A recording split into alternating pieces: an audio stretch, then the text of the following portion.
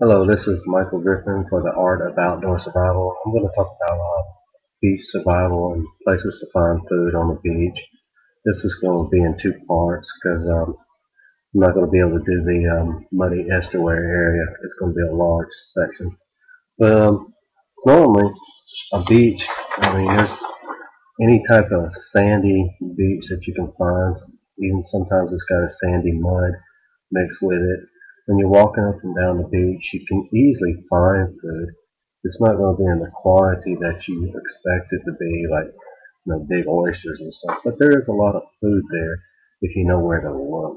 And I drew a diagram, very bad diagram, but back here you're going to have the sand dunes that people normally would see.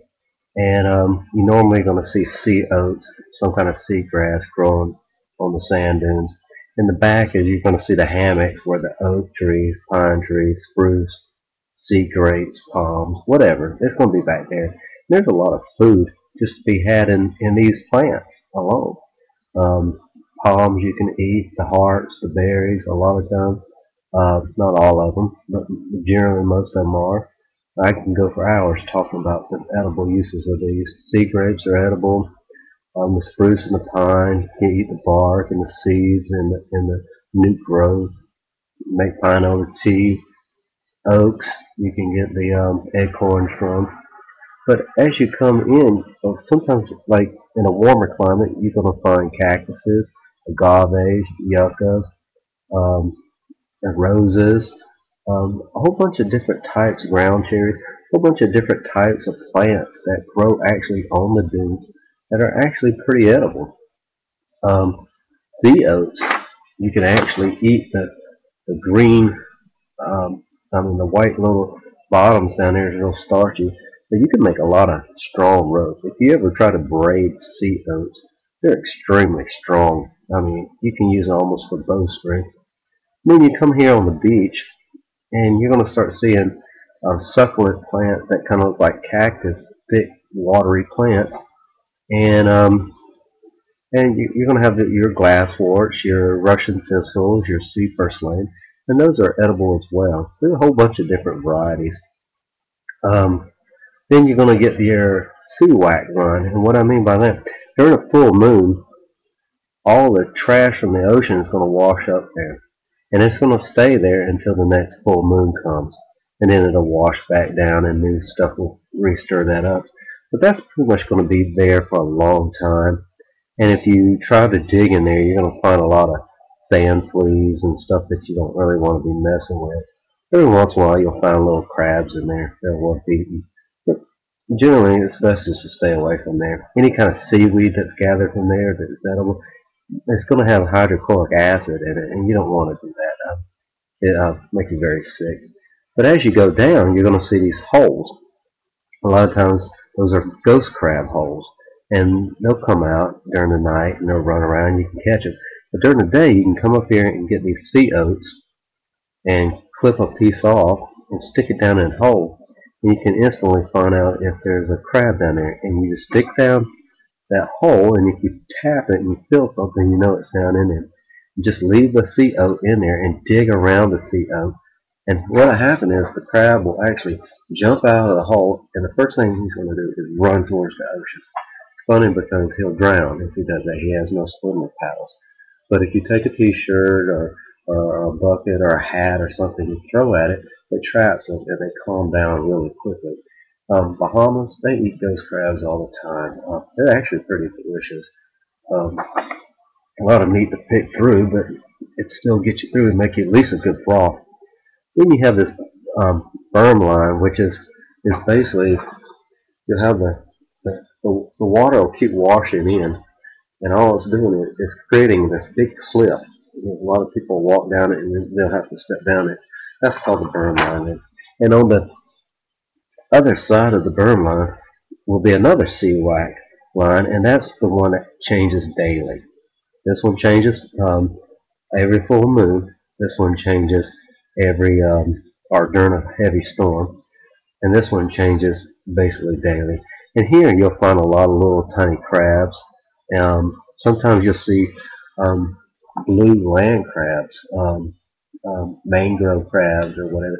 They'll come off the land and they'll go down in there and they'll pick through that trash. And sometimes you get lucky, you can actually find some of those while you're just looking. And then you get the shell line. And everybody knows the shell line. Everybody who's been to the beach knows this different type of shell. But here's an advantage of looking at that shell line. Walk that shell line, and as you see the shells change, you'll have tiny little shells that not going to be anything, but you end up starting to see a little bit more scallops, pin shells, welt shells. And off the shoreline, shortly off that shoreline, those animals exist in abundance. So instead of just if you're going to dive for shellfish, you'll know where to look by looking at the shell line. You can walk up and down and say, there's a lot of whelk shells here. There's a lot of arch shells here. There's a lot of different types of scallops. Um, I know that if I go off the coastline there, I'm going to have better chances of finding shellfish in those areas compared to finding them just anywhere, just picking anywhere. So keep that in mind. And the closer you get to the muddy side, you're going to find a lot more whelk shells. You're going to find a lot of pin shells. Those are the big shells. They're like this with a V shape, kind of like this. And you open it up, it's a humongous scallop. The Italians have been eating them for years. They're wonderful. They're extremely good, and they're very large scallops. Um, but when you come down here, depending on where you are in the world, you can find these little holes, like in California and Oregon and Washington. You'll find these holes here that are single, and then you'll find two holes here. And what those are is razor clams, and they dig really fast, so it's hard to actually catch them. You have to stick a shovel in the ground and push it towards the ocean to trap them, and then you dig them out. And sometimes they can dig faster than you can. So if you don't catch them right off, it's hard to catch them. There's a trick people use though. I'm not sure if this is legal, but if you pour salt in a hole, the actual clam comes up to the surface because it can't stand this heavy salinity, so it wants to barf it up. So he's trying to get out of that hole, and you don't even have to dig for it, but you got to have salt to do that. You can make salt from the seawater if you had it. That's a lot of process. Um, but the two holes, the little tiny two holes, are cockle shells. Everybody's seen a cockle shell, big heart-shaped looking shell with the lines running through it. Those are extremely delicious to eat, and they have two little tiny holes. I mean, they're very tiny. But if you see patterns of those, there's cockles just right up under there. They normally see you coming. They have two little eyes, and they see you coming, and then they duck. They go up under the ground. But as you're walking, you'll start to see these when the water at low tide. This is high tide line. At low tide line, you'll start to see these little rings where the water's just kind of ruffling over it like this. And what those are is coquina shells. And coquina shells and donut shells are the little tiny clams that if you dig into the sand, you pull them up, you see them. Well, you can steam those, or you can make a broth out of those and pick the meat out with like a piece of sliver of wood or whatever, and you make a lot of healthy broth. It will get you through any kind of situation. And while you're digging in there, you're going to come across those little what they call mole crabs in a lot of places. Sand fleas is another thing that people call them. And those are also good. You can stir fry them. You can boil them, then you can stir fry them, and you can just eat the thing whole. You can just rip the legs off and eat it whole. It's actually pretty delicious. Chinese people have been eating it for a long time. So it is very edible. But what happens is you go into the water and you'll see the runnel that goes down when you step in the water. It goes down and it comes back on the sandbar. A lot of times in that you'll see like whiting and other types of fish like little flounders or stuff like that. But it's also a good place to look. And during mid tide, you'll have that runnel that's way up here and it looks like a river on the beach. That's a lot of good places at night to find flounder being caught up in there. And you can spear those at night generally. During the daytime, they're going to see you coming. But what you're going to be looking for is a little triangle pattern of sand, and that lets you know there's a flounder there. sitting up under there. Or you can at least know that was where I found it was. It may not be actually there now. So you can come back later, next time, and be able to better fish. But whiting likes to hang around the shoreline real quickly, up to this deep, and you could just go in there and spear them. It's very simple to do. If you swim out at low tide, about 12 feet down, you're going to come to what's those pin shells that I was talking about that look like this big, with a big thing, and it's got oil streak looking inside. Well, those are about 12 feet down, and you're going to see them sticking out of the water. They look like this, but what you're going to do is they're going to be sticking out of the sand like this, and you'll see a bunch of these right there, and you can dive down in there and get those. And that's actually a good source of food. Another one is rocky shorelines. I'm going to do this real quick because I'm running out of time. But you got the high tide, mid tide, tidal pools at low tide. In different places, you'll have different um, things. When up at the spray line, you'll have a lot of dog winkles, periwinkles. You can gather those by hand. Owl limpets, like you see in the Pacific coast, are extremely delicious. Acorn barnacles, you can get those and pound them up and make a broth. Then you start getting in the mussels, the zigzag mussels, the oysters. You can gather those. And in between the mid tide and low tide. Then you get into the rotweed, seaweed, and sea lettuce, and different types of kelps.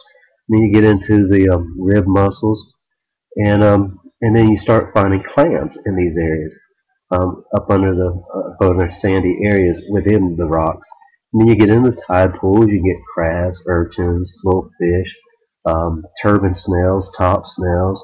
There's lots of food in these little areas, and then it comes back over here on the backside where the water's being splashed. You can get the Chiltons.